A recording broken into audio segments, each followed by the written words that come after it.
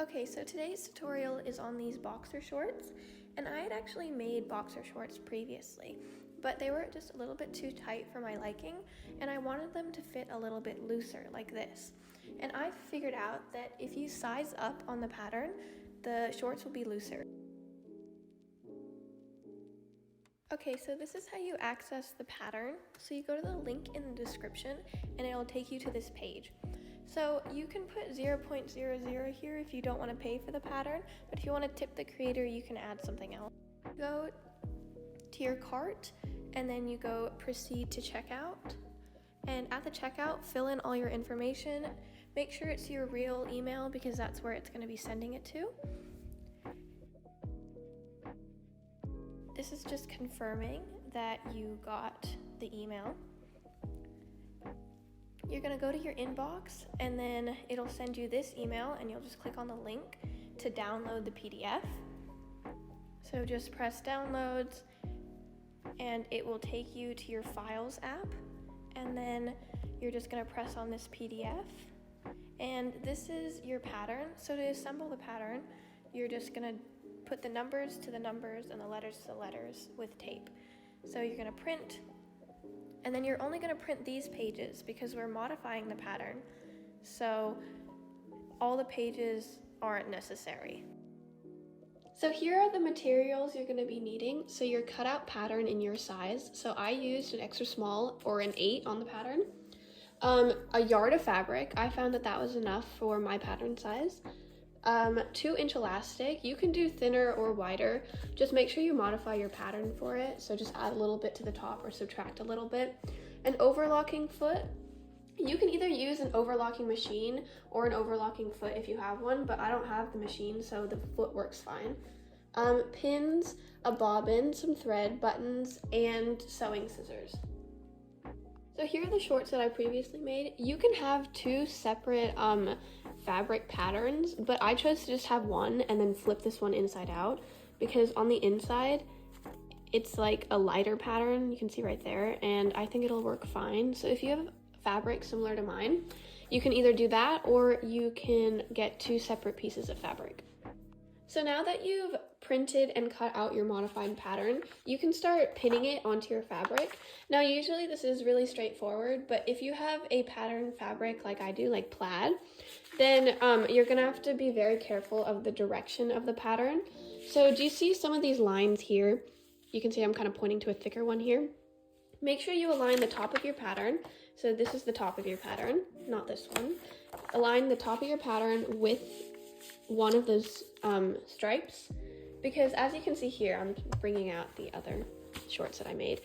All of these plaid patterns are going down instead of sideways, because if you pin it in the wrong direction, one of your sides may end up going straight and the other one may end up going this way, and it's going to look really weird.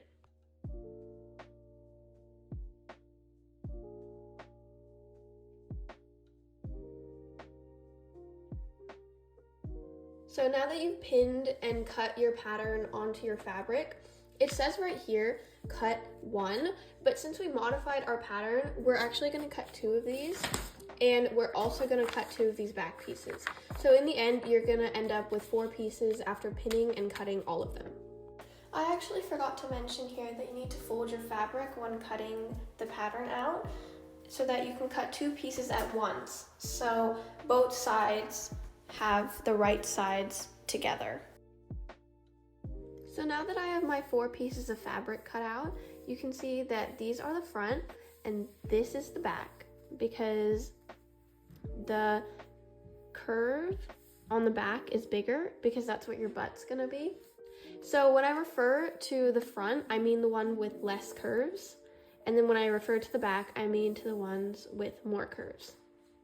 Okay, so I'm going to take the 2 front sides, which are these 2, and I'm going to put them right sides together, and I'm going to overlock this piece up until the tip of where the crotch is going to be. So this is the front seam up until this point right here. You can't see the overlocking very well, but it is overlocked with an overlocking foot to stop the fraying. And when you open it up, you can see that this is the front side of the shorts, and then the crotch is still open. Now you're gonna take the two back pieces and do the exact same thing. You're just gonna sew along the curve and stop at this point right here. Okay, so we have sewed the front seam together here, and so now it's time to sew the side seams together. So we are gonna put right sides together for both the front and back panel, and we are gonna pin these two sides together and sew an overlocking stitch and then a straight stitch over the overlocking stitch. Okay, so I overlocked and straight stitched the ends. So now it's time to sew the crotch. So you're gonna keep it right sides together, and you're gonna pin these two, the crotch seams together like this. So now that we've sewed the crotch, as you can see here, it's starting to look a lot more like shorts, but before we tackle the waistband, we are just gonna hem the shorts. So to do this, you're just gonna do a normal hem where you just fold it over, straight stitch, and then fold it over again and straight stitch. And trim it to whatever length you want.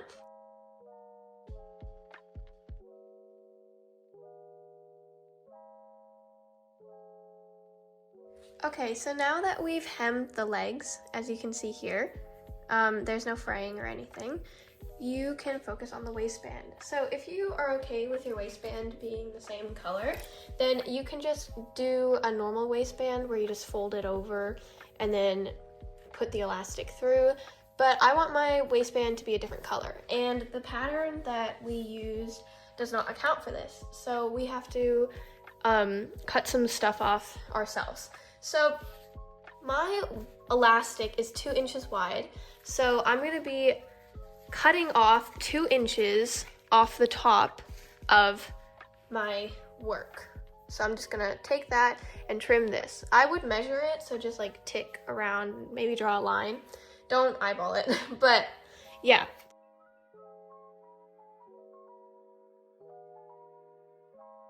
So here is the fabric that I cut off my shorts. It is, in fact, the same width as my elastic. And now we can make a casing for the elastic with your second fabric. If you don't have a second fabric, just make a normal waistband. I'm sure there's videos on YouTube that will show you how to do that. So this is the step where you want to measure your waistband length. And so you're just gonna try on your shorts like I am here, and you're gonna put the waistband wherever the shorts end. Then you're gonna stretch the elastic just a little bit so that it's comfortably sitting on you, and cut it to that length. Okay, so the next thing you're gonna be doing is taking the measurement of the waistband of the current shorts. So not of your elastic, but of these shorts, so that we can make a casing for the elastic. So you're just gonna need measuring tape. So here's my measuring tape. We're just gonna be taking the measurement from this point to this point, and that's around 18.5. Okay, so now we can make a casing for your elastic band, and it will be twice the width of your elastic. So mine is 2 inches, so it will be 4 inches, and twice the length of the waistband that you just measured. So that for me would be 37 inches.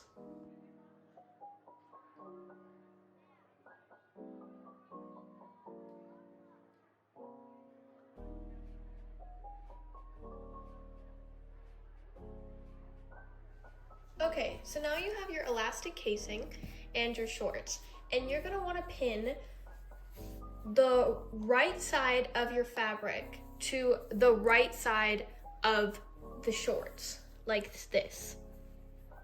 And you're just gonna pin all the way around. I would suggest the back of your shorts. So for me, that would be here. Remember, the back of the shorts has more of a curve for the butt. That's how you can tell them apart. I would pin and make the seam meet at the back right here. And you're just gonna straight stitch. So pin and straight stitch around.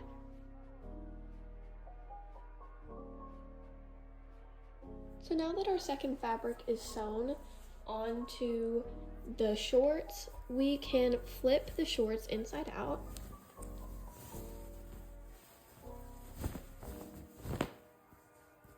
And we can pin and sew down this end right here. Try and make it as tiny as possible. So I just say like about this, the width this wide, and then just straight stitch along that. So in this step, you're just going to be sewing this end of the waistband, so the top end to the bottom end, but leaving about a 4-inch opening right where the back seam is. So you're just gonna have this much so we can feed the elastic through. Okay, so here's the waistband that I've sewn onto the shorts, and here's the hole in the back that I've left to feed the elastic through. And for this step, you're gonna need your elastic, and you're gonna need a safety pin. And usually you'd want a safety pin a bit bigger than this, but it will do. And you're gonna attach the safety pin to the elastic, but not too close so it doesn't rip while you're feeding it through. And you're just gonna push the elastic through the hole that you made all the way around and back through here.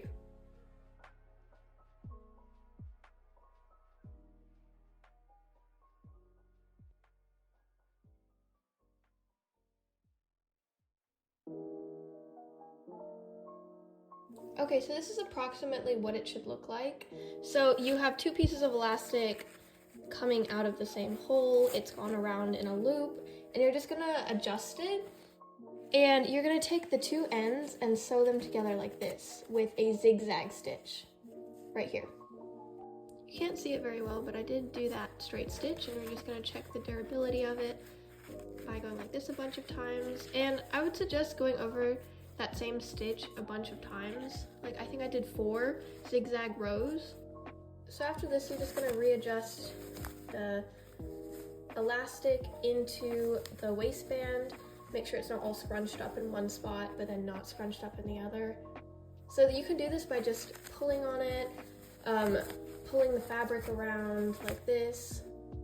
So now that my waistband is somewhat scrunched equally, you're just gonna pull this and pin it and sew this opening shut. Okay, so it's daytime again, sorry about that, but I've sewed the opening shut, and now my waistband is complete. Now you can add this flap detail. I've already made it, but I'll show you how to make another one. You can add this flap detail, or you can stop right here if that's what you think looks better. Here's a side-by-side comparison. So here's without the flap and here's with the fake flap.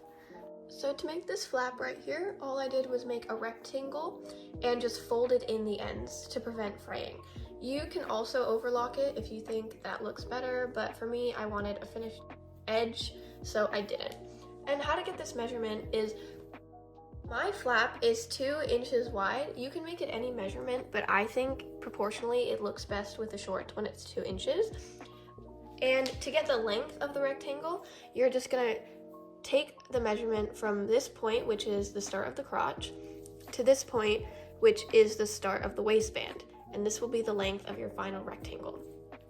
You're gonna need to add seam allowance if you're doing the folding in method like me, and that would be around 1/2 an inch around the entire thing. So you just fold in 1/2 an inch on each side when sewing and pinning.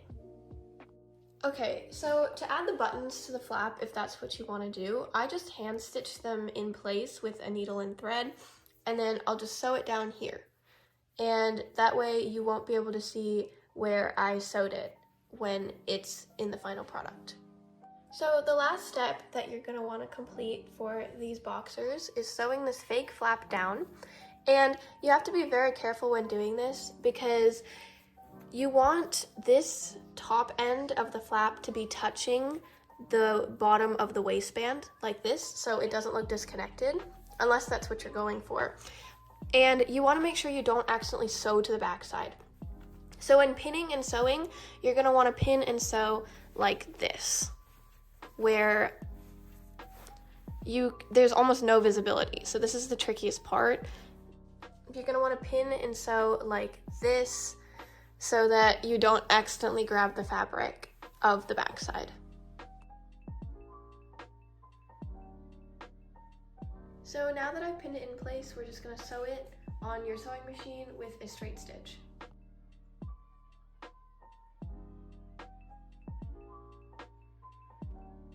And you're done. If you have any questions, make sure to leave them down in the comments and I can clarify.